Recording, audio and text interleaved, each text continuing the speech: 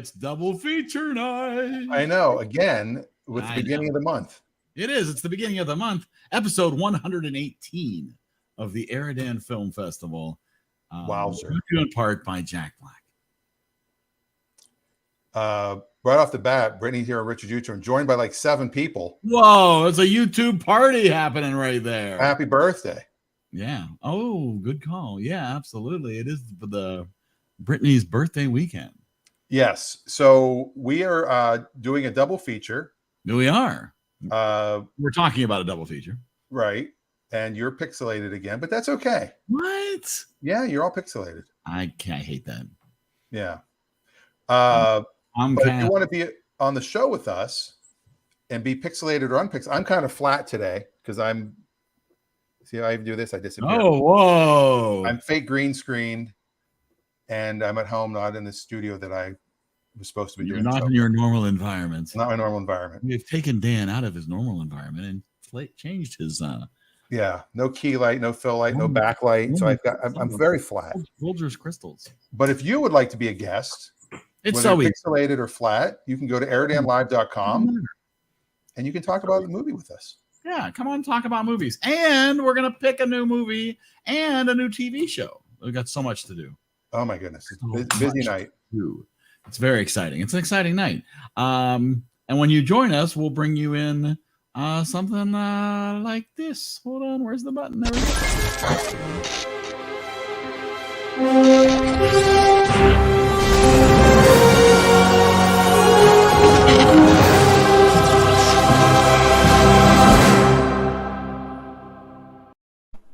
Brighter look, man. there's Brian. Yeah. I love that intro every time. I just love it. Well, that's fantastic, and we love having you here. We're so glad you can join. I love being here. Yeah. All right. Well, that's speaking of love. I'm sorry, Dave. This conversation can serve no purpose anymore. There's Dave with the Zach. There's Dave. There's Dave. Whatever it's worth. And it looks like we have a very manly show tonight. It is a manly show. It's a manly show.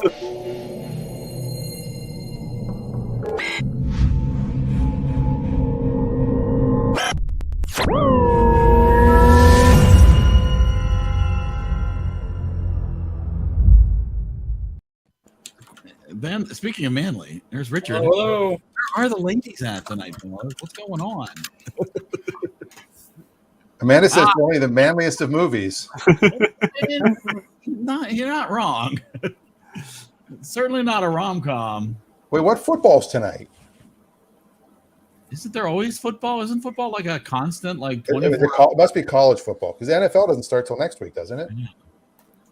Or maybe Adam's watching old episodes of the Saints. Florida State versus LSU is going on. That's more interesting than this. Depends.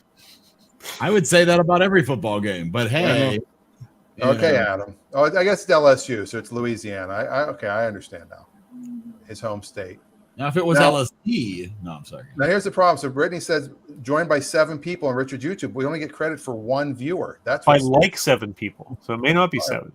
Everybody can jump on their phones. They like, and then they're done. It's that's hilarious. Yes, that's awesome. Well, Richard, you're responsible for this double feature.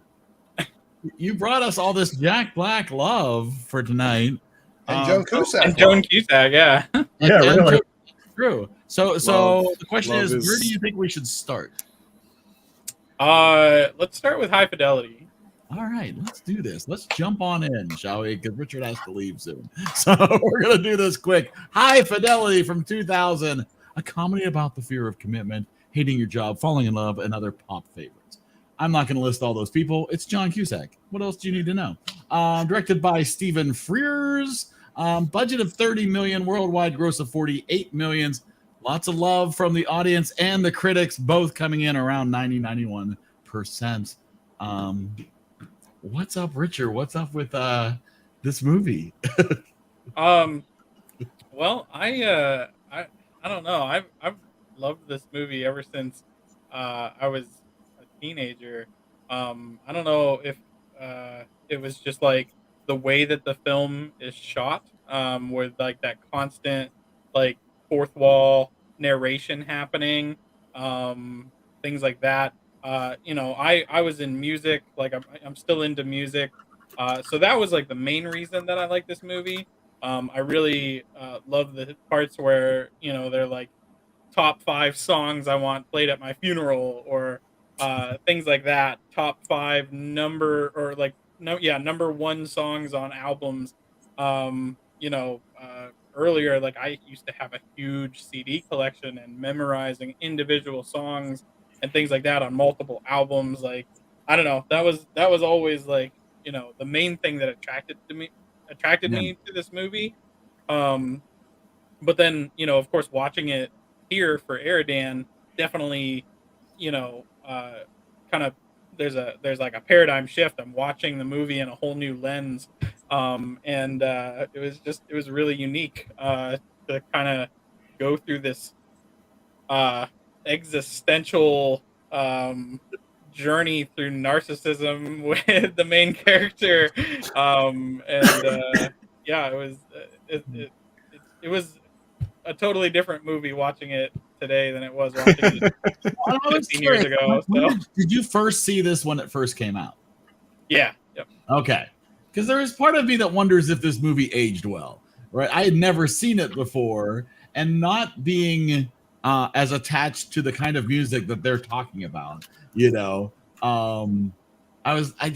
felt like a lot of the references and a lot of it feels very 90s, like late 90s, which I don't know. A lot of the music they were playing was not 90s. I mean, you're playing Velvet Underground. Well, yeah, the references, but I mean, the way it was shot, the way it was, just the whole attitude of the movie felt very 90s.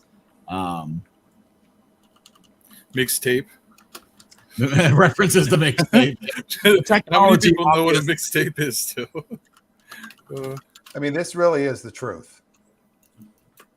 Rebecca says, I've not seen it before, but it seemed very familiar. Then she realized because Barry's the same person as Dewey in School of Rock.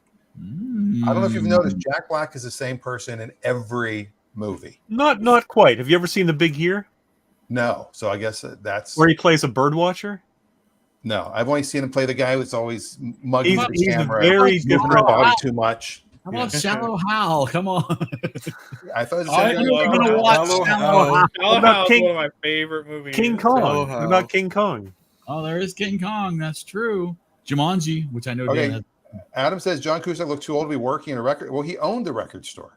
Yeah, I mean, did you ever go to Jerry's Records in Squirrel Hill before Jerry sold it off? Well, I mean, Adam lives in... The guy was geriatric. I mean, That's where they got the name of the show. That's the name of the store. yes. Jerry's Records was geriatric. But no, I mean, I think that was kind of the point. So Brittany on Richard's account said it was stupid. But y'all said could rant about this movie for like an hour, was going to give it a 46 the whole time, and bumping it to a 68. But yeah, still not a fan. Glad it's over with. Wow. No, glad it's over too with. many Don't points score yet. Richard on the first. ending. Oh, sorry. See how? I was only like, I'm only going to bump it up 5 for the ending. I'm sorry. Well, Brian also indicated that this was not his favorite movie. I did not like it. The thing it did well was like that feeling of the unrequited kind of thing going on. Like, I think he did well with that, but I just was angry the whole movie. Gave me bad vibes. Anything about Brian? If your movie triggers an emotion, he doesn't like your movie. Yes. Well, if it's a good emotion, then I'm loving it. But if I it's a got you. bad I got one, you. There are people who can watch movies about unpleasant, unlikable people and still enjoy them. And there are people that can't because the whole time they're going, "What a jerk!" I know. Oh, I don't know. Spoilers. I don't know how to say it without spoilers. Go for it. Okay, when he was going to make that mixtape for that other girl, I was going to find a way to punch him. Like, but you'll notice, even in that scene, he caught himself just before she came in the door. He pulled the tape out and go, "What am I doing?" Because he realized what he was doing just before she came in. So he's conflicted. He's not a total jerk. Right. I mean, his ending, like, kind of monologue like when he's sitting at the cafe, Right. or sitting at the tavern with his girlfriend, kind of says it all. He's like, I'm sick of this, repetitive, destructive pattern that I've been in for years, and I'm now realizing and wondering why I've been stuck in it. And so he's finally like, I'm ready to take the step to grow up and move forward with my life. Well, there was a nice symmetry between his sort of confessional about I'm tired of being on this treadmill, and her confession of I'm just too exhausted to be with anyone but you. I know. Oh my goodness. I mean, I think that. I was like, I think she didn't get enough credit for like she knew as soon as he was making the mixtape for the other girl, like she knew what was happening, but well, she'd seen it too many times before. Yeah. Right. Yeah, and so there was this like this chess game going on, I think, in her mind, where she's like, okay, well, I could blow up about this, we could get into a bit of argument, same thing over and over again, and break up, or or kind of like prove my worth, if you will. I don't know. It was kind of interesting how she handled it, because like her total personality, or like like there was a ton of, I think, character development, going from starting with that breakup to the end of the movie as well on her side, too. But well, and this actress, Iben Hajili, I have no idea. She's Swedish. Like, really, she's a Danish actress, and like really has not done a lot of other stuff in America. Like, a lot of her movies are more Danish movies. A lot of umlauts in the title. Very heavy metal. Yeah, so it's very over every other letter. And she was on an episode of Boy Meets Girl. And but not a lot. She was in, like, she did a voice actor for the Emperor's New Clothes. Yeah, I mean, it's very interesting. But I thought her performance was actually really good in this. Her bangs annoyed me. I just have a question, because we were talking about the scene. Okay, why was he stuffing a lemon into his beer bottle? Oh, that's a thing. That's a thing. Yeah, have you ever seen these commercials? Yeah, you can do that in either lemon or lime. You put the thing and you put it like a Corona. You stick it in your beer bottle. Yeah, it'll happen to your arm. I didn't know. I don't drink. I drank a little bit, but I don't know. I have a liver thing, so I don't do it anymore. Now, Brittany says the only part of the movie worth anything was him realizing that all this stuff was just a fantasy, and it's not realistic to assume it'll all be better. It's the grass is greener on the other side. Yeah, exactly. Or there's a Rick Springfield song where he says, sometimes when you're reaching for the stars, you miss the jewels at your feet, because you're too busy looking what's the great stuff up here, and you don't realize just look down. You're actually right in front of you all along. Speaking of fantasy, the confrontation with Ian in the record store. Yeah, that was awesome.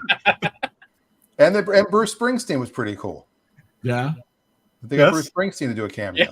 Good to have good friends. It was originally supposed to be Bob Dylan, but Dylan was busy. Yeah.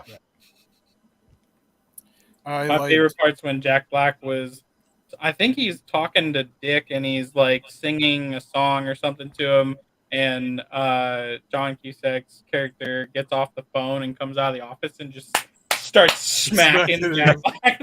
He's doing The Night Chicago Died about her father dying. Yeah. I mean, Brother, what night the people saw. I mean, it's just such a. I liked when Jack Black sang the Marvin Gaye song at the end. So. Oh yeah. Which I can't remember what song. There was originally a different song proposed for that, and Jack Black said, "No, that's not what he would sing." And I think it was still a Marvin Gaye song. It was. It was a different Marvin Gaye song. I can't remember which one it was. But let's get it on. Much better. Yeah, very Jack Black. And I thought Dick was very good.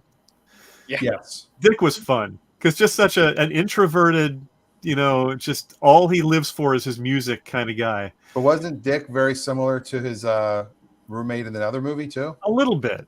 That was the writer of the other movie. Yeah. Who not a very good actor. All right, shall we score? We already got people throwing scores in the credit. Yeah, people are ready to throw scores at this one and throw it up. No, I'm kidding. Yeah, let's do it. Let's do it. Wait, where's the you see there's too many buttons.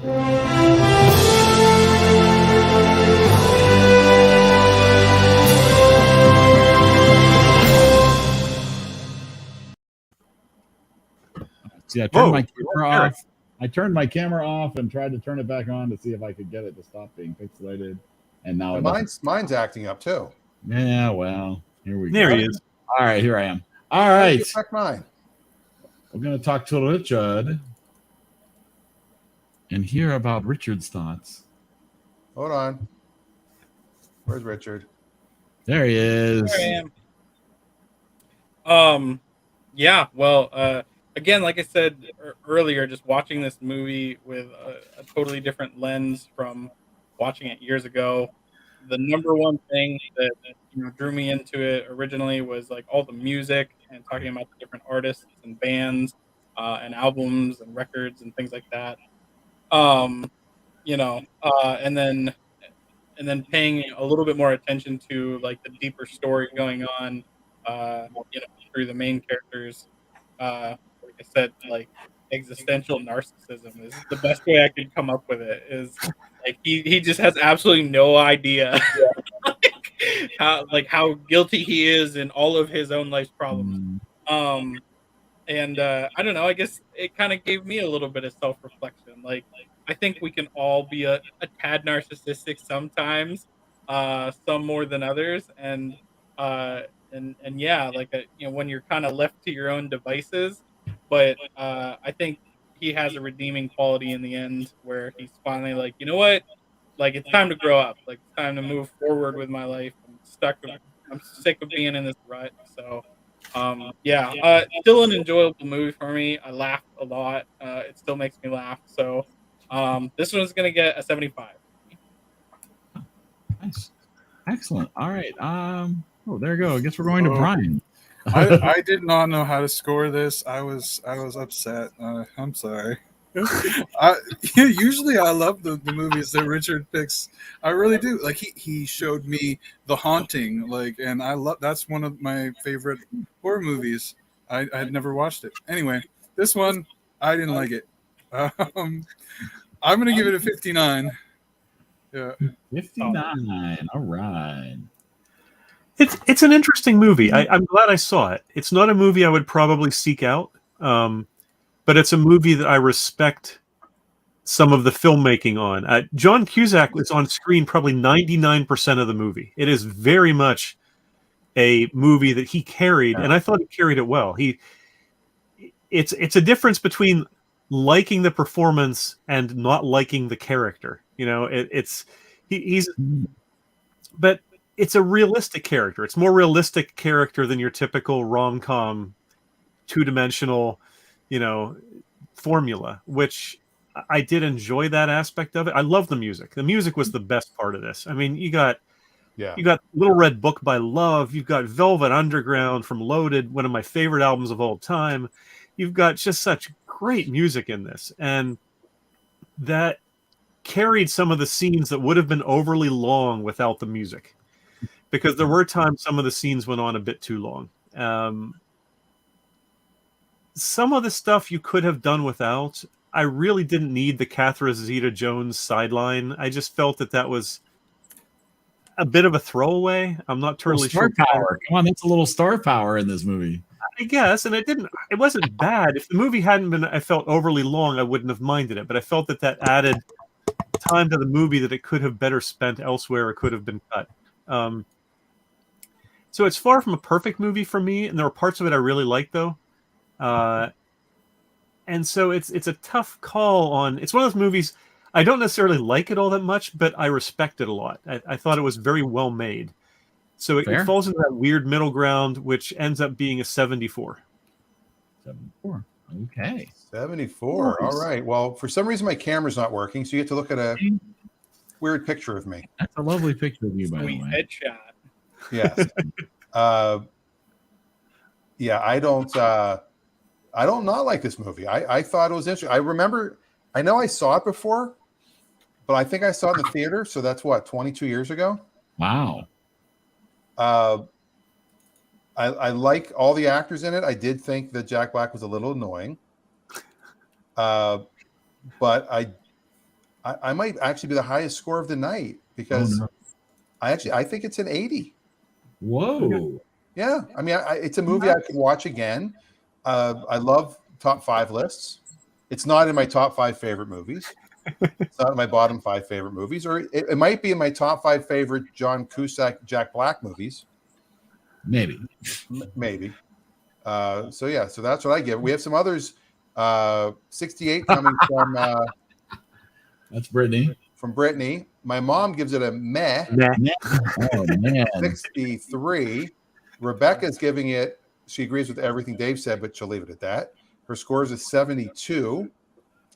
Everyone here says it's a great picture. That would be Dan's picture. My picture. I think with the movie.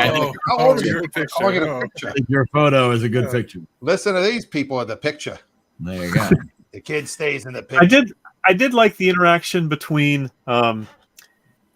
Jack Black and John Cusack's characters, and he's doing when she says, if I haven't seen The Evil Dead 2 yet, I love that scene. That was really fun. There was a lot of good stuff. And Scott Rosenberg was one of the screenwriters, no relation, but I was mistaken for him, something. I guess it would be mishpuchen because somebody thought I was related to him. And that's mishpucha is Yiddish for family. And somebody actually thought I was him once because she's, what are you working on? I'm like, this weird sitcom. This was 30 years ago. Amanda gives it a 71. Like the narrative style, bit slow. Nothing about it really grabbed her. And yes, they were talking about my picture, not the movie. Not the movie. We haven't seen Adam's score yet, but we will send it over to Mr. Pixel. Well, I will say that I wasn't grabbed either, which is typically a good thing. But John Cusack's performance, I think, is notable in this movie. His performance, the breaking of the fourth wall thing, I enjoyed it for a time, but then there were other times where he was almost making eye contact with the camera, but it wasn't a scene like that, and it kind of distracted me. Like, is he about to start talking to us? And that didn't happen at times. And so it worked for most of the movie. I liked the setting, but I enjoyed it more when they played Walking on Sunshine by Katrina and the Waves more than most of the other music that was being referenced. So I ended up at a 72 as well, which seems to be where a lot of people are at in this, which is in the 70s somewhere. We have not heard from Then came Maud. Let's see what Adam has to say. Oh, yeah. We will get Adam's score. But I know Adam is... So Adam is B. Arthur? Yes. Then came Maud. And then came Maud. Well, while we wait for Adam's score, we can jump over to school. Oh, wait, is that it? 42. He has nothing to say. 42. The answer to life, the universe, and everything. A bare 42. Comes from Adam. That's pretty high from Adam. That's pretty good for an Adam score. That's a pretty average Adam score, yeah. Yeah, absolutely. All right, so let's jump over School of Rock. We shall teach rock and roll to the world. Jack Black, Joan Cusack. I like how they put the coolest film of the year in his crotch. That's a little weird. Absolutely. Like from Time Out. That's a direct quote from Time Out. Miranda Cosgrove in this movie. Who would have guessed? Yes. Mike White, written by Scott Rudin. Budget $35 million, worldwide gross $131 million. Critics coming in at a very high 92. The audience, I think Rotten Tomatoes being blasted by people who don't like this movie at a 64. Although it was a pretty popular movie at the time. Let's find out why. Or if everybody loves it now. Maybe you all loved it. I think your credits are wrong. It was written by Mike White. Are you serious? Yeah. Yeah, Scott Rudin was the producer. Well, that's my fault. I was doing it while I was watching another movie. Somebody knows was just talking about Scott Rudin. I like how it's starring Mike White and Jack Black. Well, that works too. You know who should have been in it also? Jennifer Grey. Yeah, really. Seth Green. Scarlett Johansson. No. See, we should do this. We should put a movie together with just color names. And we'll call it Benetton. Wow. United Colors of Battle. Wow. All right, let's go back to Richard. Richard, why School of Rock? Man, this movie also came out, I think, while I was in high school. What year did this release? 2003. 2003. Yep. So, again, just being into music, playing guitar, stuff like that. I mean, it immediately grabbed my attention. So, I don't know. Always wanted to be in a rock band growing up, during that time. So, yeah.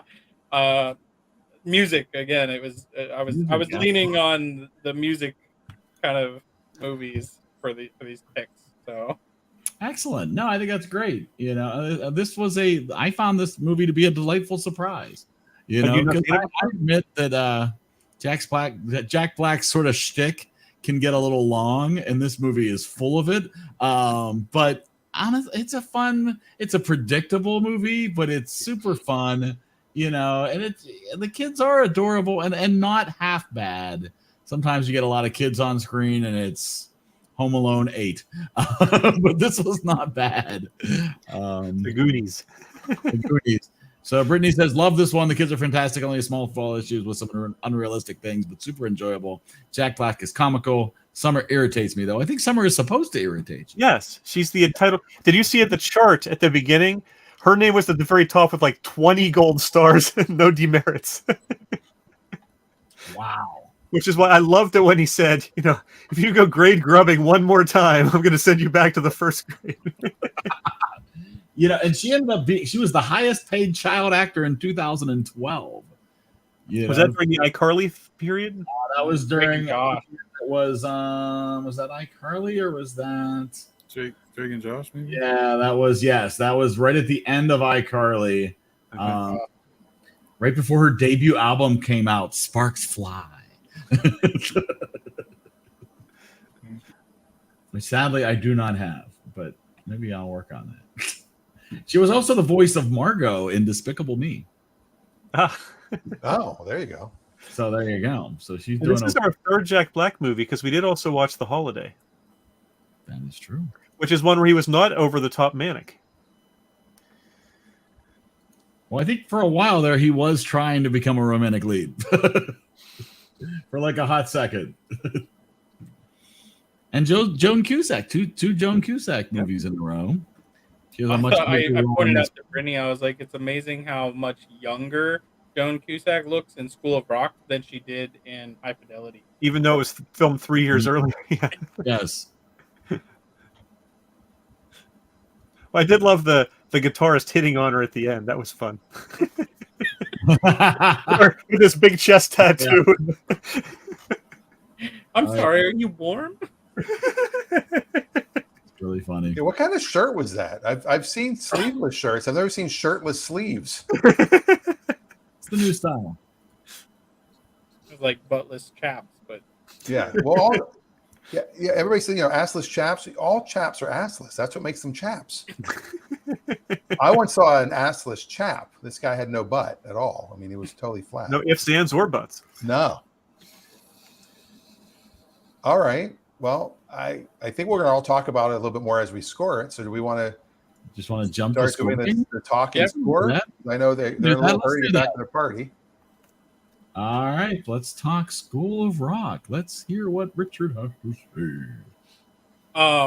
Well, I think Jack Black's character in this is hilarious. Funnily enough, like reflecting on how narcissistic John Cusack's character was in High Fidelity. Jack Black's character is also like really narcissistic in School of Rock and just has absolutely no sense of the world outside of what he knows. But definitely more in a comical way. Just his really over the top. Just he's very animated. I don't know. It gets me going. I think it's hilarious. Again, I was a young guitarist, young musician, so this movie was kind of inspirational to me. At the same time, to like want to play music and want to perform and want to write songs and things like that. And I was going to school originally. I wanted to be a band teacher, and so like the turnaround in the end of this movie, where he gets away with absolutely not having to go to jail for a really long time. He opens up his School of Rock, which is to me, like, I think that's awesome. Like, I would love to do that. It led to a chain of School of Rock. Actually, right. Actually, they started 5 years before. They did. Oh, okay. Yeah. That's just a windfall for them then. Huge. Yeah, I've seen this movie tons of times, and I'll watch it again. So this one gets a good one for me. This one gets a 90 from me. Nice. Nice. Yeah, this is a movie that doesn't set its sights very high, but so what? It achieves everything it's trying to achieve, and that's really what you ask for in a movie. Jack Black is fun. Joan Cusack is fun. The scene where she goes to the girl, "Do you want a hug?" Ah! It's just hysterical. The kid who plays the young Jack Black in the opening looks just like you would expect the young Jack Black to look. I mean, it is absolutely spooky how much that kid looks like what you'd picture a young Jack Black looking like. The musician kids were wonderful. If you look at IMDb, almost none of the musician kids went on to do any other acting. This was pretty much most of their only roles. Because they really had to be able to play. That was they were really musicians for the most part. And it was, they weren't actors. They were hired for their musicianship and figuring we can take enough takes that we can get them to look good enough. On that note, Dave, Zach went on to be a criminal. Yes, he was arrested 3 years ago for stealing guitars and amps. Oh, wow. And one of the extras in the movie was a convicted murderer. He was sticking it to the man. He took that lesson seriously. He was sticking it to the man. No, sadly, it's not that. He actually told the cop when he was arrested, "Yeah, I did it. You need to arrest me," because his drug habit had gotten the better of him and he was stealing and he just wanted to rehab kind of thing. So yeah, kind of sad actually, but he did put out an album. Several of these kids have put out albums and put out songs. Jack Black, he said in one of the extras I watched how he had to learn sort of how to play an electric guitar for this because he's an acoustic player. He's never really played electric. And he said, "I don't play electric well. In fact, I don't play acoustic all that well." But I've always loved Tenacious D. I love he and Kyle Gass together. I have the Complete Masterworks. And the Complete Masterworks 2. Oh my! Which is all the videos and all of the HBO shows they did, and all of the complete concerts. I just love that the Complete Masterworks, and then they have another one. Yes, well, time went on. It wasn't that complete then. That only works for one if you wait till they're dead. So Very true. So I enjoyed the heck out of this movie. Yeah, you have to suspend disbelief. He would have been in jail for quite a while. He kidnapped kids against their parents' will. He took them out without parents' permission on a field trip in a van I mean, it's like you think of all the things he did and all the trouble he would gotten into. He pretended to be someone else to get into a school without teaching credentials. The school would have been shut down for not validating his credentials. But that's why they made it a private school, because a private school can get away with that because they don't have the same state requirements. They still have requirements legally, though. I mean, you can't just let random people in that you haven't vetted and done background checks on. Well, that was part of my problem with the whole. Well, I'll get to that when I do my score. But that doesn't bother me because that's the conceit of the movie. You just let him get away with it because his heart's in the right place, even though he is a bit of a narcissist. As soon as he realizes these kids can actually play, you can tell there's a two-pronged thing going in his brain. One is maybe I can get a band out of this, and the other is cool. We can make music together. That is the thing that means the only thing that means anything to him. He doesn't really have any personal relationships. He doesn't have any professional aspirations other than to play music. That's just what he lives for. And so you forgive him all of the stupidities that he does, and you forgive him all the rest because he's just someone who's just so I mean, when they're talking in the classroom, what's the meaning of rock and roll? To score chicks? No. To To stick it to the man? Yes, stick it to the man. I mean, that's all that he cares about. Not the money, not the drugs, not the women. It's all just about the rebellion. Which is why he gets along so well with the drummer, because the drummer is exactly that, And I kept meaning to freeze frame when he tears down the chart, because one of the kids had like 5 demerits, and I'll bet it was Freddie. It had to have been Freddie. So I love the movie for all of its stupidities at times, for all of its unrealistic. Who cares? It was just fun. It's a 92. 92. Whew. What say you, Brian? I didn't get to watch it this time, but I've watched it like 5 or 6 times before. So I didn't comment because it wasn't like fresh in my brain.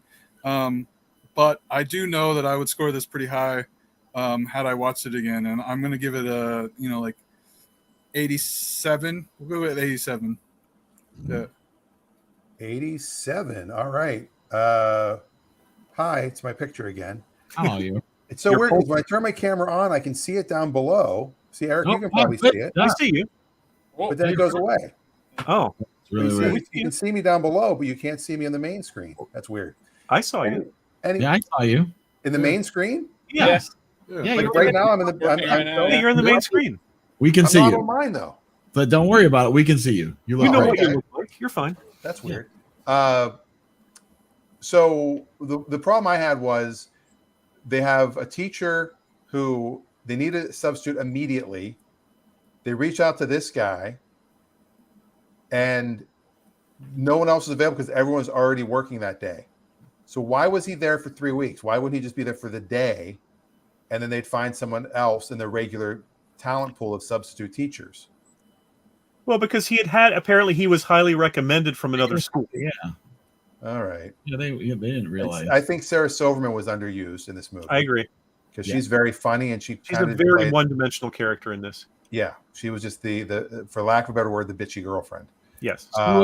She was the boyfriend in My Big Fat Greek Wedding. Yes. She was there because they needed somebody to be there. Yeah. I do like the movie. I don't like it as much as other people. Like I don't know that I could watch it over and over and over again. Jack Black does get a little annoying when he's performing.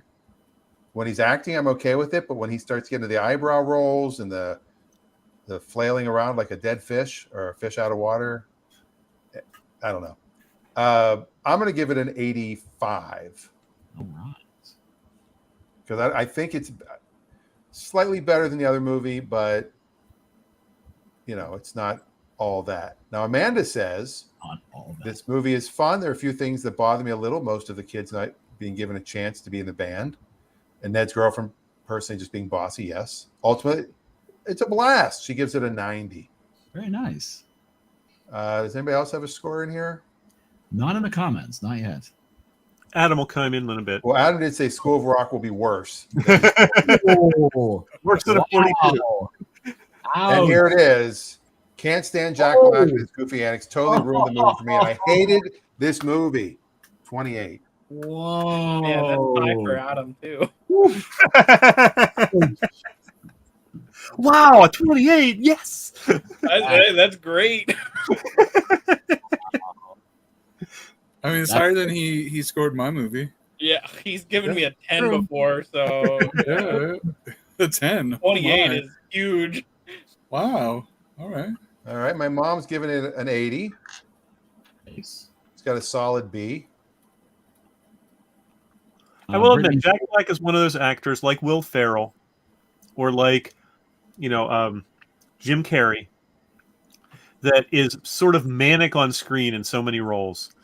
And if you like him and you like his shtick, his movies work. And if you don't, you can never get past that. Oh, yeah, exactly.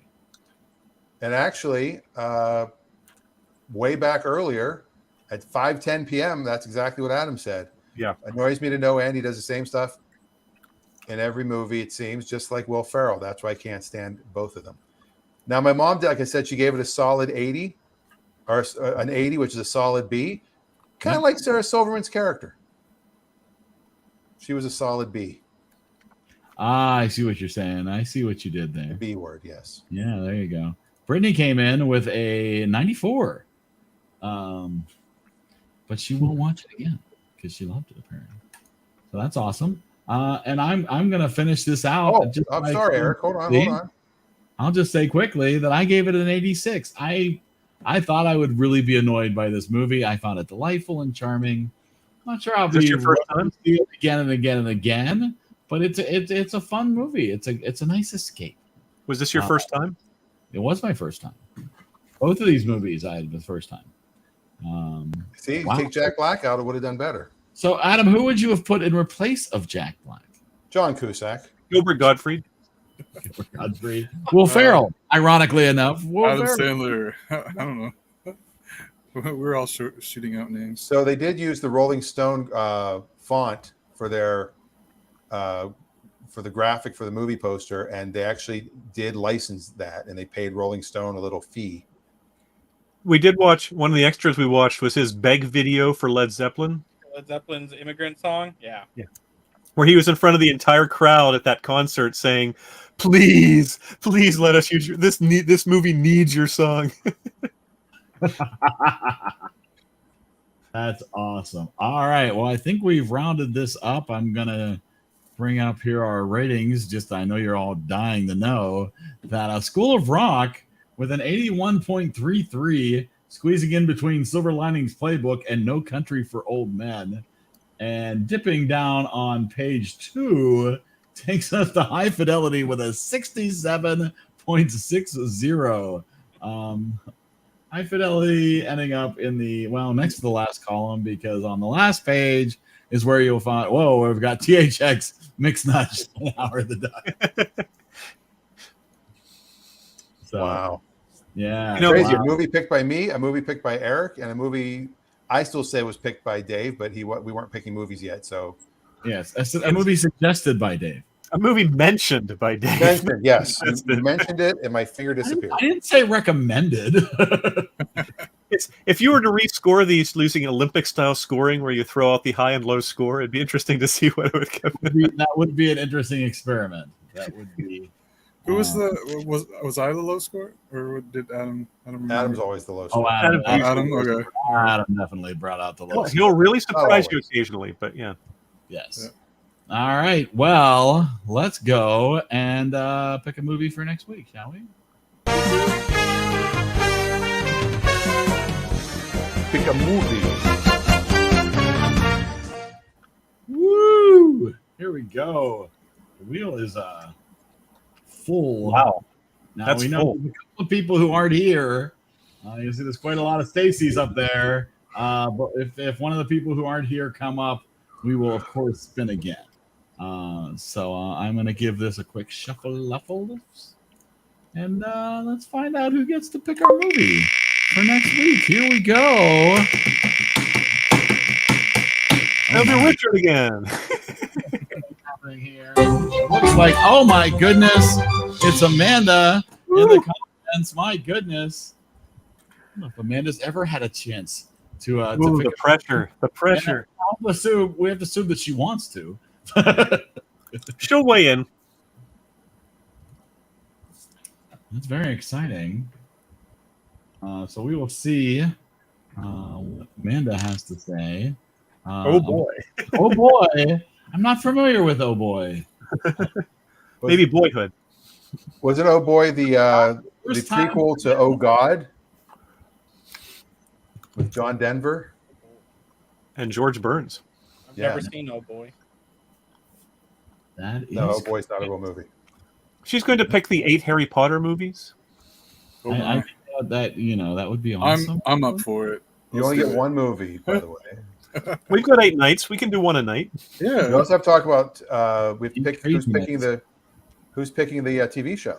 Oh, Yeah, we good gotta point. talk about that too. that'd be We fun. can do that while she's thinking of a movie before we start talking about what else we've All watched. right. Well, so here's what we're gonna do about that.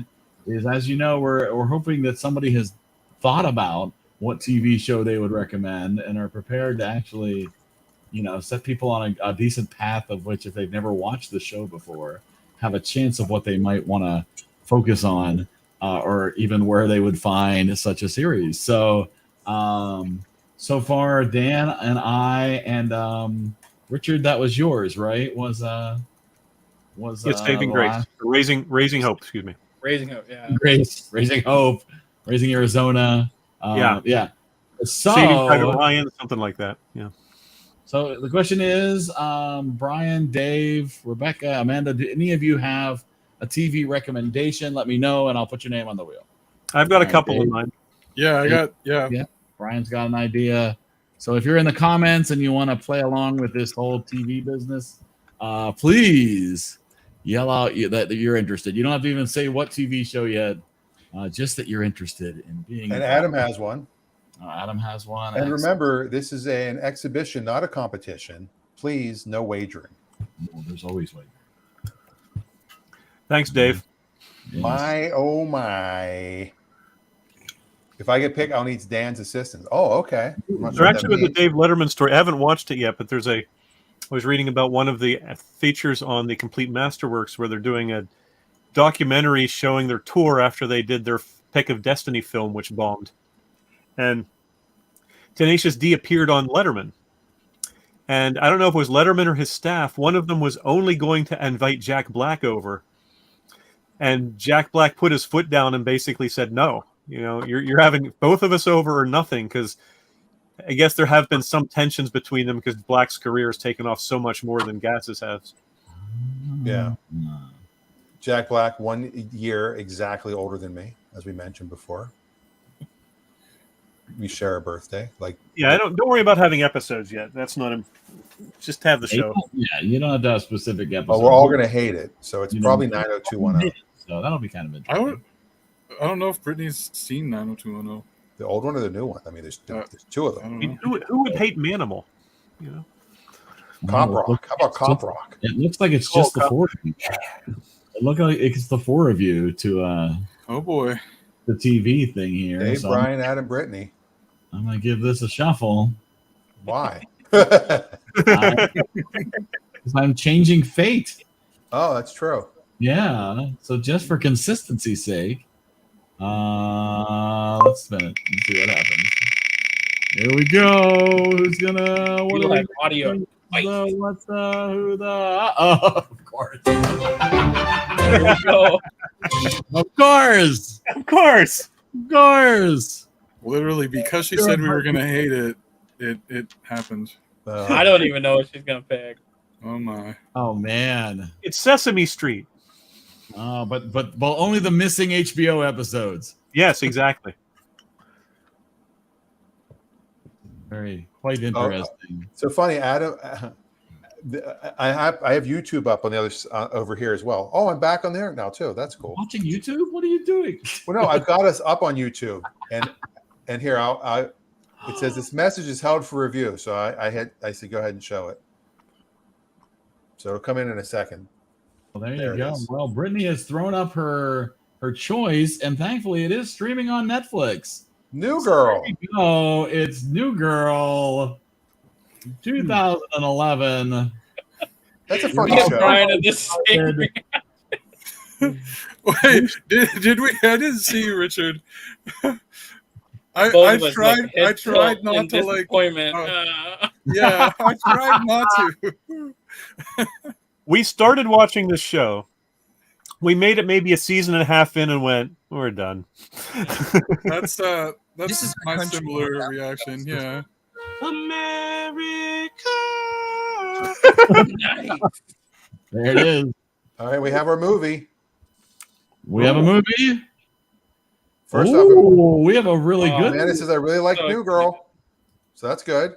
That's also very good. And the movie is. Can I push it? Oh, nope. There it is again. He still really likes New Girl. There it is. Spider-Man Into the Spider-Verse, an excellent choice. Yes. Peter Porker approved. I just love that. Now, where is Spider-Man Into the Spider-Verse playing? Is that available on Disney Plus? It is Probably. not. No. No. It would have been Sony, right? I last watched it on Netflix. I think. By the fine folks at Disney. It is streaming on Fubo. If you have access to Fubo, you can also find it on DirecTV, Sling, FX Now. You can rent it for $3 on Amazon. Oh, it's on Amazon and Apple TV, so it's It's available for rent on all the normal places. Yep. But yes, free Fubo. But you have to have a subscription, obviously. But how about that? All right. So Adam says awesome movie, so that's good. So it's going to be a 50. We might break the 50 barrier. I don't know. I feel pretty good about this. That's very exciting. Brittany says she's going back, so yeah, I'm gonna go back. Richard's back gonna to go Lord of too. the Rings for all the folks in the Brittany bunch. You know what else you've been watching, Richard? Say again. We know what else you've been watching. Yeah, and I got That's a very good 1.5 movies to go. Ready to finish. Have you dipped your toe into the Amazon series yet? Oh no! Oh no, they're boycotting. Definitely not. Oh, have you seen all the like? I have seen some of the online reaction like to it. IMDb, and they turned off ratings so people can stop rating it so low. Amazon has put a 3-day moratorium on ratings for it. Yeah. Well, because Amazon owns IMDb, don't forget. Yeah. So, and did you see what HBO did? They put out their Game of Thrones prequel. I did see for that. free on HBO on YouTube to get more viewers. Oh, really? So you can watch the pilot of the first episode on YouTube. Oh, yeah. Look at Brittany's comment. Yeah, we're not even interested in it. I kind of want to watch it now that everybody says it's horrible. I've seen both. Like you know, coming from people who are very into the lore and everything. I've seen some people who are like, it really wasn't that bad. I enjoyed it. And then I've seen other people who was like, oh, is that what that piece of garbage was on my TV this morning? Nope, skipped right over it. So I don't know. Yeah. It's the kind of thing where if you're a big fan of a property like that, your expectations are high. And every once in a while, like with Peter Jackson, they're somewhat met. But most of the time, they're going to let you down. I don't know if they're making it like like to stick with the lore or they're clearly not honor Tolkien's universe or anything like that. To me, it sounds like they just needed a way to make money, so they took something that's really popular and are trying to exploit it. Yeah, the trouble with that is you run as much risk of taking people off as you do drawing in crowds.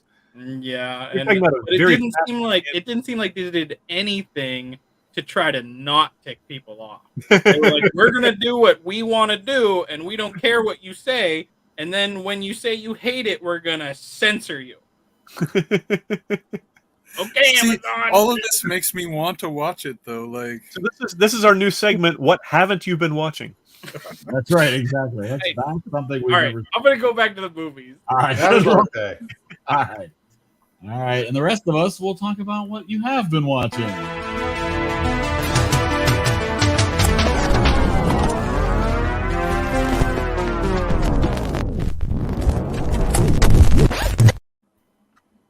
It's a Fab Four. Look at us. Wow. Not that people couldn't join in now. If you wanted That's to true. talk about other things, this is the time. I have been watching Law and Order marathons. really? Non-stop. I can't stop. Oh, wow.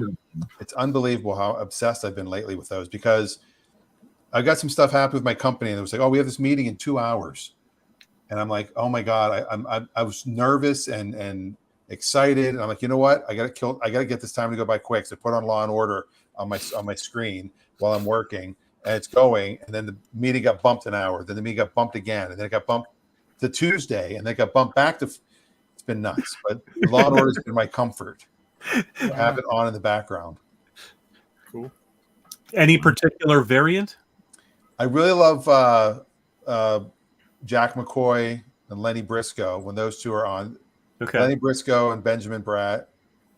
So this is the original Law and Order. No, the original Law and Order, but like season 6 or 7 or 8, somewhere in there.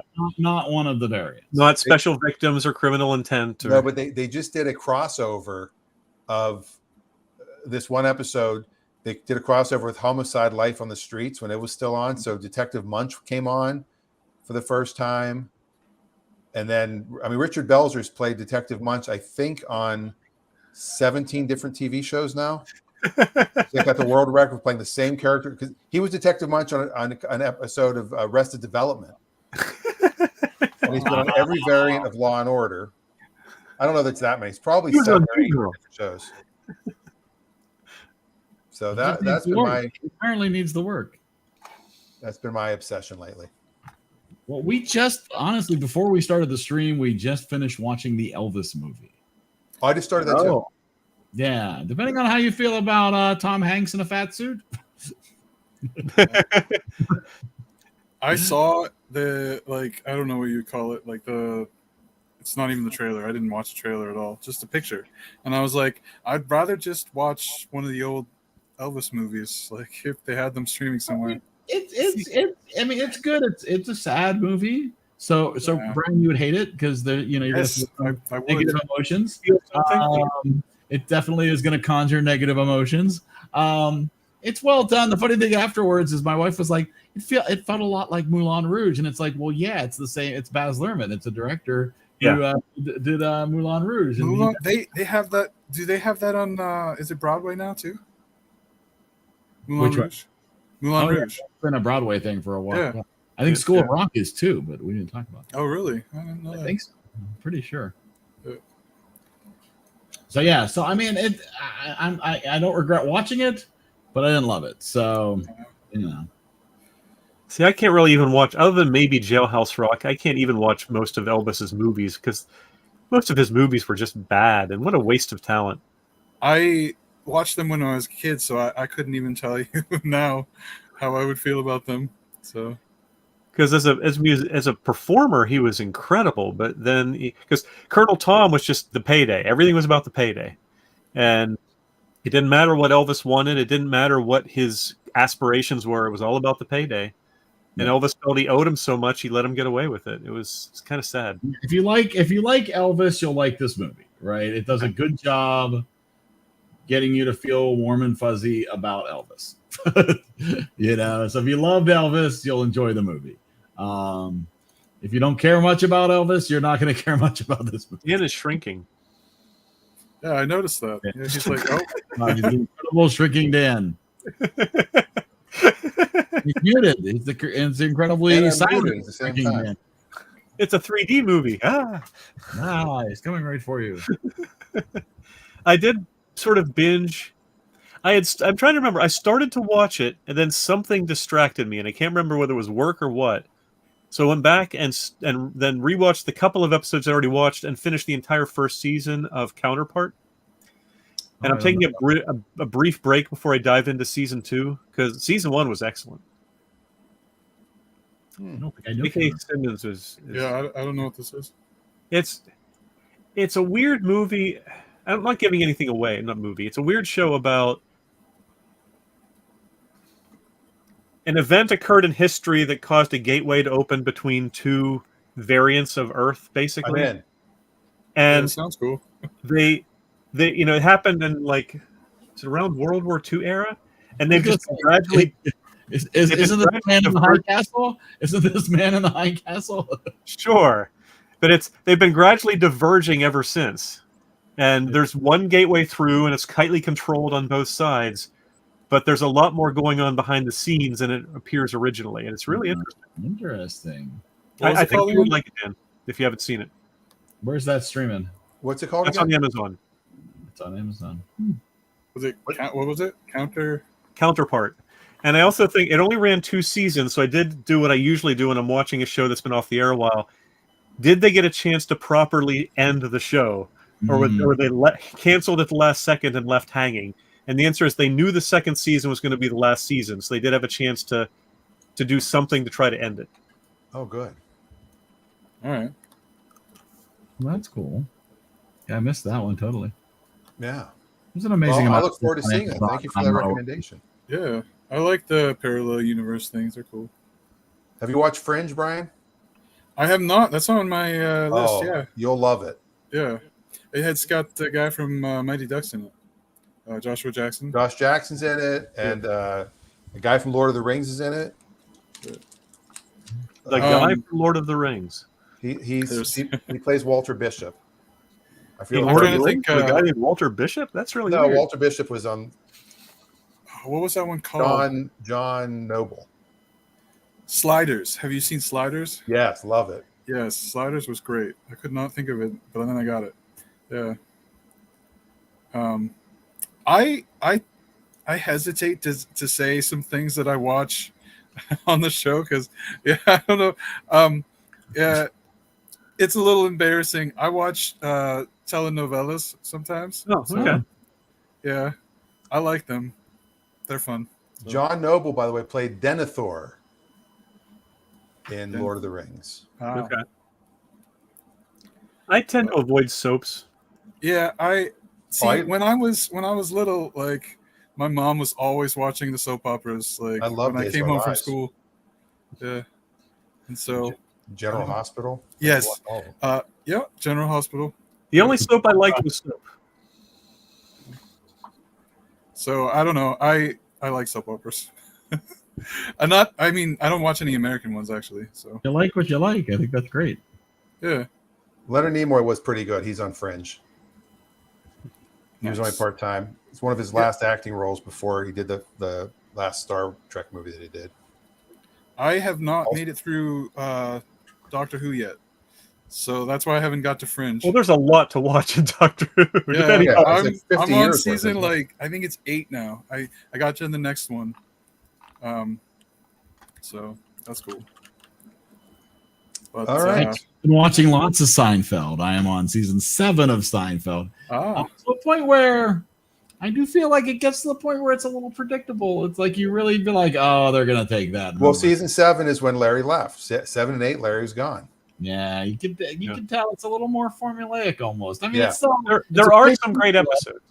Yes. Yes. It's a great format. We just watched the Soup Nazi, right? Which is a great episode. There's no doubt. But it, there starts to become like where it's like, okay, clearly, before, they would talk about things and then something would come up later. Now, pretty much every word that comes out, is part of the bigger story, right? Like there's no just incidental moments or conversations that happen. Everything is part of the big story. Right. It's still good. I'm enjoying the watch, but I will agree with Adam and Doctor Who of the recent 5 of the 5 Doctors since the reboot. I think David Tennant is the best. I like David Tennant. I did think Capaldi was pretty good as well. Because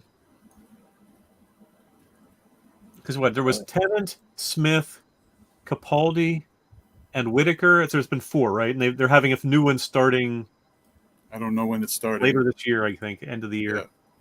Yeah. But yeah, so far Tennant is my favorite. Yeah, for sure. Capaldi's different, but I did like him. Smith was okay. I didn't really like or dislike him. Yeah. I felt Whittaker was never given a chance because so many of the showrunners and writers changed that the show took a downhill slant that wasn't necessarily her fault. I haven't made it that far. So. Yeah. Eccleston. That's all I had to say. All right. Well, I mean, we don't need to beat a dead horse to death. Yeah. We have our marching orders for next week. There's no point in beating a dead horse to death. Into the Spider-Verse and New Girl. And New Girl. We haven't gotten any episode recommendations yet for New Girl, so we'll see. Always watch the pilot. And I was curious. So Dave said you watched the first season and a half or so. That's basically what I did. Yeah. Of which? Maybe just the first season. New Girl. Yeah. Of New Girl. I watched maybe to a season half. I think we made it into the second season. Okay. And it wasn't we ever made a conscious decision we're done. It was more just a case of you sit down to watch something. It's like, well, we have a New Girl, we have this, let's watch this. It never appeared at the top of the queue anymore. It just gradually fell down the queue. Gotcha. I've always wanted to watch it. I just never have. Well, I mean, I like Zooey Deschanel. There's some very good people on it. Yeah. And it's deliberately trying to be quirky, which sometimes works and sometimes doesn't. But we'll discuss it as we watch it. Yes. Right. Yeah. That is probably very true. My mom was watching Doctor Who at the very beginning, like when it first came on TV. Really? Nice. And what year was that? That was in the 60s, right? Yeah, I think so. Yeah. Something like that. I'm getting hip cred for Doctor Who. Yeah, I can't find. I don't know where you would stream the older ones. Well, they're available. available somewhere, maybe. They're out Yeah. there somewhere. Everything's uh, somewhere. Everything's available. Everything's available. Right. You know the right people. I just recently, I haven't watched it yet, but I just recently found the old Flash Gordon, like from the 30s. Oh wow! Yeah, it's Not on the- Tubi. Yeah. Not the ELO version. Flash, No. Ah. King of the Universe. Oh no, that was Queen. Yeah, The that Queen was, that did that song. yeah, Yeah. that was Queen. So I'm gonna get to that because you wouldn't have Star Wars without Flash Gordon. So Oh, and I did think, Eric, when you played your little bit before the show started, mashing up Friends with Yesterday. Yeah. It's Actually, terrible. the song that comes to mind when I hear the Friends theme is Pleasant Valley Sunday by the Monkees. Yeah, I could see that. Yeah, I could see that. Adds a couple hand claps to Pleasant Valley Sunday. You're all good. Yeah. Yeah, Marta Coffin's husband wrote the words to that Yeah, song. Goffin and King. Yep. How about that? To the Rembrandt song, Oh, the Rembrandt song. Okay. the Pleasant Valley, or the theme to Friends. I'll be there for you. I'll be there for you. I'll be there for you. So he made a fortune. Your Rembrandts. senior talent show in high school, I performed that song. Oh, Guitar. Yeah. Wow. You were out shredding like Jack Black? No, not like Jack Black. No. I was very still and very nervous on the stage. a missed Yeah. opportunity right there. Adam's going to put Flash Gordon on the wheel. Nice. Oh, Awful if movie, you're gonna but put campy Flash as Gordon hell. on, you have to have it a double feature with Ted, Yeah, because I Flash Gordon is Oh, such a that- big subplot That in would Ted. work. That would Are we work talking pretty the 80 the I assume they're talking the Queen one. The Queen did the soundtrack for yeah, the late 70s, early 80s version. Flash. uh, He'll She save doesn't every one of trust. us. well. Allegedly. Yeah, you've got that one. What's another cheesy? The old TV show Buck Rogers was pretty awesome. I loved Buck. Actually, I really love Battlestar Galactica. I want to get that. I got to get Not, that. know, not, there is a- not the reboot, not the remake. Yeah. Right, the Lauren Green version. Yes, Yes. exactly. I Yes. got to watch the old one. Yeah, I got to. Yes. Yeah. Do you know who played Zach? Who was the first? He was killed in the pilot episode. He was the son of Lauren Green, and caused everything that happened was because of him being killed. In the first episode. Enlighten us. It would be the same guy that is going to be playing Max on It's a Lot. This reference to Rick Springfield was brought to you in part by the all-new 2022 EriDan. For style that can't be changed. Yeah, it was Rick Springfield. Not see that coming. Wow. Yeah, with the Cylons with the bzzz. Yeah, Oh, come on, that show was iconic. and then Knight Rider stole that. I mean, it was a bit cheesy at times because it was clearly trying to capitalize on Star Wars, Well, sure. but it was still enjoyable. Yeah. They have X-wings. We'll make our ships look like upside down Ys. Yeah. Yes, Adam. The EriDan is all electric. It's legal in California. Yeah, unfortunately, it takes 90 minutes to charge, but you know. It takes a while to get some traction, sure. I did read. I don't know what I read. I was reading something about California, and then you have different laws and stuff about. Well, there's the new law about, was it 2035? They're going to stop internal They're going to combustion. stop allowing Yeah. sales of new Yes. gas-powered cars. You don't I have think to. You that's can what I still read, drive them. You can still bring them in from out of state. You can't Right, you buy can't them. buy them there. Yeah. And there's actually 17 other states that have similar laws that are triggered by California. Yeah, emissions. because they're tied to California's emission laws. Yes. Yeah. I was gonna say I don't think Maine is gonna do anything like that. I don't know. Maybe Well, I'm wrong. Virginia's one of them, and they're already screaming bloody murder, and the extreme red politicians there are going crazy about But it. it's 13 years from now, and who knows where technology will be. It just Right. really, they have to be zero. We talk about this on Clutch Radio. They have to be zero emission. So hydrogen works. There's a version of gasoline that's being tested that's apparently carbon neutral somehow. It's like bio. It's a biofuel that the only byproduct is oxygen. It's made from the tears of Cleveland Brown fans. Yes, because there's a lot of those. Nice. That's really cool. I saw something about also they have this new solar thing that they've been testing. I can't pronounce what it is, but they're making it. It's like organic. So it's kind of like it does photosynthesis, but it's going to be cheaper to produce the solar panels and stuff. So yeah, the solar. I didn't describe that very well, but the biggest problem is just the battery. The battery chemistry technology is still, but I guarantee you that's a solvable problem if they throw enough money at it. If the oil industry spent money on solar, they'd make it work. People don't want to spend 30 minutes recharging. They want to spend 10 minutes or less, and that's where they have to get to. My problem is they're buying up farmland, at least in Maine, and they're just making solar plants out of farmland, which is ridiculous when you have entire deserts out west that are perfect for it. Yeah, and I'm like, this is good farmland that you're destroying. Well, the thing is, though, a lot of the farming, like if it's cattle, it's not. The methane that cows produce, that they're the highest polluters in the country, way more than cars. Yeah. If you stop eating beef, you're doing it better than driving an electric car. Well, Dan, I didn't know you were so anti-cow. I'm not anti-cow. I love all this stuff about like, and we're in a movie, we're doing movies, but we're talking about I know. But I love it because I want there to be a change, definitely. Yeah. So. The other thing is, don't look up again. No, I'm sorry. Go ahead. It's hard to legislate it. You have to put incentives in place, not have these prohibitions. I'm not sure how well they work, to be honest. They don't. Yeah, they don't. I don't think. If California really wants to encourage electric cars, put in tax credits and things like that. Don't prohibit gas cars. I don't think that's going to work all that well. Well, that was the problem. Yeah, Adam does say if you are watching Clutch Radio, you'd all be in the know about this. But the new tax credits that they did, they got rid of them on a lot of cars, a lot of the electric cars, but they added a $4,000 credit for used electric cars, which never existed before. And that's going to make used electric cars a lot more affordable for people. Yeah. They, I don't know. I don't know if we want to keep going into it, but like I was reading about the. Eric's like, oh, geez. Oh, no, he didn't like this stuff. Keep beating that horse. That horse deserves. No, I'm kidding. I was just going to find the TikTok video about it, Eric. Yeah.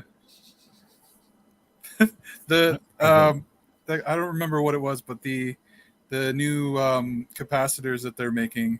Flux? Are they flux capacitors? They're not. No. I think they're like super capacitors or something. And I don't know. I can't explain it. It's really cool though. Look it up.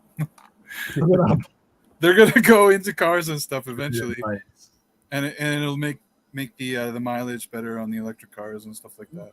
I mean, you can get a Nissan Leaf in like the $8,000 range now, with good mileage on it. $8,000. So you imagine if you get a federal credit of $4,000 on top of that, you're buying a car for $4,000. That's cool. Well, not quite. The dealers are gonna jack up the prices a bit, so you might get it for 5 or 6. Well, because the dealer doesn't care. They have nothing to do with the credit. Well, no, but the dealers realize that people are getting the tax credits and want their cut of it, so they'll raise the prices. Right. Those bastards. Well, hey, it's supply and demand. Well, if the demand goes up, if there's an overwhelming supply, they couldn't do it, but there's not going to be. There's going to be a shortage. When they did the this again has nothing to do with movies or TV, but our viewership's going up as we're talking about this, which is this might really yeah. As they did the Cash for Clunkers program, they had that $4,500 credit if you traded a car that got 11 miles per gallon better than what you were trading in. So if you bought a car that got 20 miles a gallon and the car you're trading got 9, like a big old truck, you got $4,500. And the PT Cruiser, it was right in its last legs, and they couldn't give those away. They were giving a $5,000 rebate, and then dealers were marking them down $4,000. You could get a brand new PT Cruiser if you traded in a Ford Explorer that didn't even run for like $6,000. Oh wow! And then you get that. I've driven a PT Cruiser before. They're not horrible, but I don't ever want. No, one. the trouble is you had Chrysler reliability with them, was the real problem. Well, if you get one of the limited that's like leather and it's got it's fully loaded, it's got the upgraded engine. Those, if you find them for under 100,000 miles, they're like $2,500, and they'll last for another 100,000 miles. Okay. They're a good deal. But if you get the early ones, stay away. Yeah. Anyway, so Eric, Hey, what? what else are you driving? Yeah. What else are you driving? I'll see you driving. Oh, this is another excellent preview into what happens every Saturday on Clutch Radio. Deep dive into fabulous conversations with Dan and Rafi. Right. Like we could have the car of the week.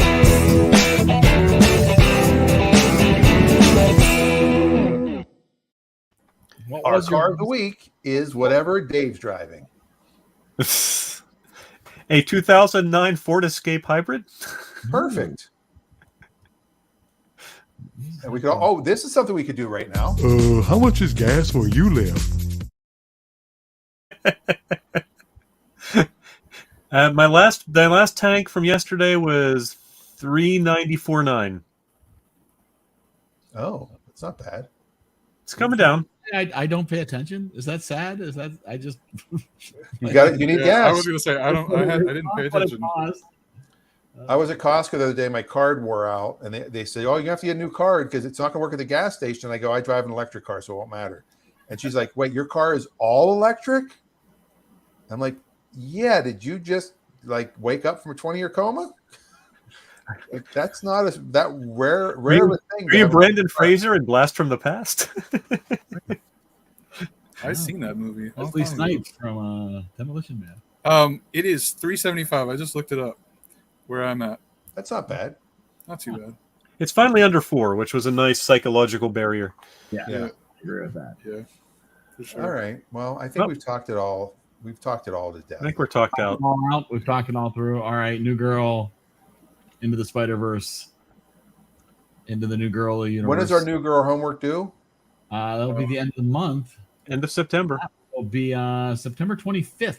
Well, September 26th, assuming we're meeting on Monday, but that will be Rosh Hashanah. So that weekend. I'm not religious, so I'm sure we'll be fine. I think my just mom like will be Jack Black. It's a non-religious too. Monday next week, we have a full 8 days to get through. We have 8 days. It's like Hanukkah from here to or Passover. It's just like that. I'm going to light my candle now. We have an entire 8 days. My candle's been lit for quite some time. 8 crazy. Well, that's your Scarlett Johansson candle. Oh, yes, it is. Because you got a little flame going there. All right. All right. Well, you all have a wonderful, wonderful week. Well, see you in the Spider-Verse. Here again in no time. Good. Wait, what? Where's Dan? You switched the thing. Oh, what did I You switch? switched the thing. You switched to the wrong. We could go with the really old one. All right, here we go. Bye.